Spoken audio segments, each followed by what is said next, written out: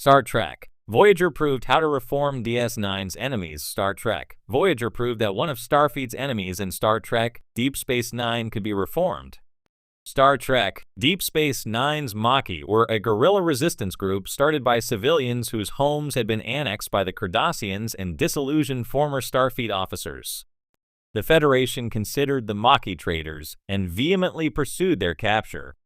DS9's Captain Benjamin Sisko, Avery Brooks, had a particularly difficult time with Starfleet officer turned Maquis fighter Michael Eddington, Kenneth Marshall, and infamously resorted to poisoning the atmosphere of Eddington's safe haven in order to draw him out. Captain Catherine Janeway's, Kate Mulgrew, first mission as captain of the USS Voyager was to recover the Maquis raider Vol'jin from the Badlands after leaving DS9. When both Commander Chakotay's Robert Beltran, Vol'jin, and Voyager were swept to the Delta Quadrant, the Starfleet and Maquis crews needed to work together to get back home. Upon returning to the Alpha Quadrant, Star Trek, Voyager's Maquis crew members were pardoned for their crimes, having proven their dedication to the Federation. Chakotay was welcomed back into Starfleet, as were Lieutenants Tom Paris, Robert Duncan McNeil, and B'Elanna Torres, Roxanne Dawson. In Star Trek, Lower Decks Season 5, Episode 6 of Gods and Angles, Ensign Ali Seba Homayun is a recent transfer to the USS Cerritos from the USS Reseda. Lieutenant Beckett Mariner Tawny Newsome notes that the USS Reseda is crewed entirely by reformed Maquis. Because the Maquis evolved out of disillusionment with the Federation's ideals, they attracted people who didn't really fit into Starfleet, but still had valuable skills and wanted to belong somewhere. An apparent rebel, Ollie should have been at home among former Maquis, but she didn't work out on the Reseda either. Captain Janeway's tactics were likely employed by Starfleet when training former Maquis who had been welcomed back to Starfleet. Instead of writing off the Maquis as traitorous terrorists, Janeway took Commander Chakotay's suggestion to meet the Maquis for who they are. Because they were far from Federation space and recognized as people with genuine skill but unmet needs, most of Voyager's Maquis crew became willing to work with Janeway in return. In Star Trek, Lower Decks, Commander Jack Ransom, Jerry O'Connell, takes a similar approach to Mariner, who in turn gives that same kind of grace to Ensign Ali. Star Trek, Deep Space Nine's Maquis are no longer a threat in Star Trek Lower Decks because most of the active Maquis resistance cells were decimated during DS9's Dominion War. After suffering heavy losses to the Klingons, the Cardassians were positioned to join the Dominion in order to regain their former military power. As part of the Dominion, the Cardassians were able to easily wipe out the Maquis. The alliance didn't last, however, and the Cardassians were also attacked by the Dominion. Without their primary enemy, the Maquis lost their whole reason for fighting in the first place. At the end of the Dominion War, the only surviving Maquis had either managed to evade the Dominion or served on the USS Voyager. Any former Maquis officers who still wanted to fight were pardoned and allowed to rejoin Starfleet. By the time Star Trek Lower Decks' USS Reseda is revealed to be crewed entirely by former Maquis, the Dominion War has been over for 7 years. The cooperation between Starfleet and the Maquis in Star Trek Voyager made it possible for ships like the USS Reseda to exist as havens for scrappy former Maquis officers who marched to their own beats.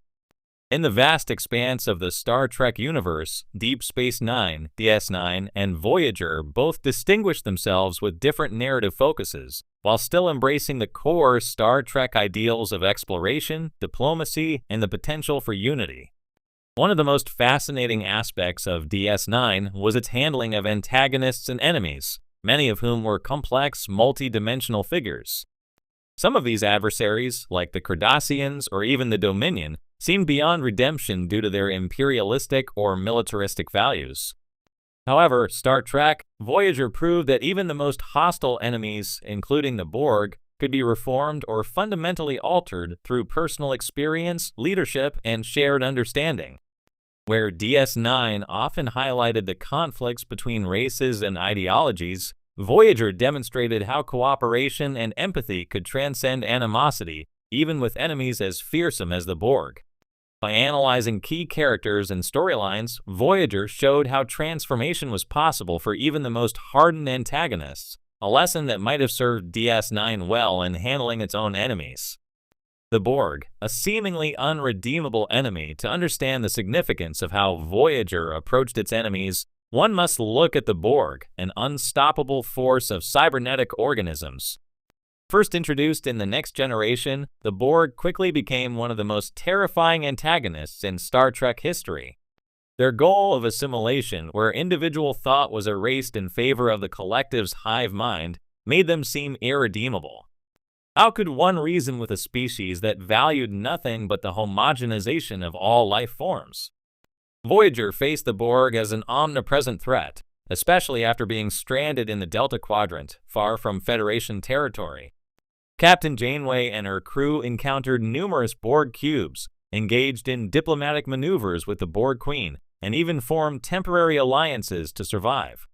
However, it was the character of 7 of 9 who illustrated how even the most seemingly invincible enemy could be transformed. 7 of 9, once a human child assimilated into the collective, became a central figure in Voyager when Janeway made the radical decision to sever her from the Borg. Initially, 7 struggled with reclaiming her humanity, longing to return to the collective's simplicity. However, over time, through relationships with the crew and the nurturing leadership of Janeway, 7 began to rediscover her individuality. Her arc showed that even those who were thought to be utterly lost to a hostile ideology could be redeemed, given the opportunity to experience humanity and forge bonds based on trust and understanding.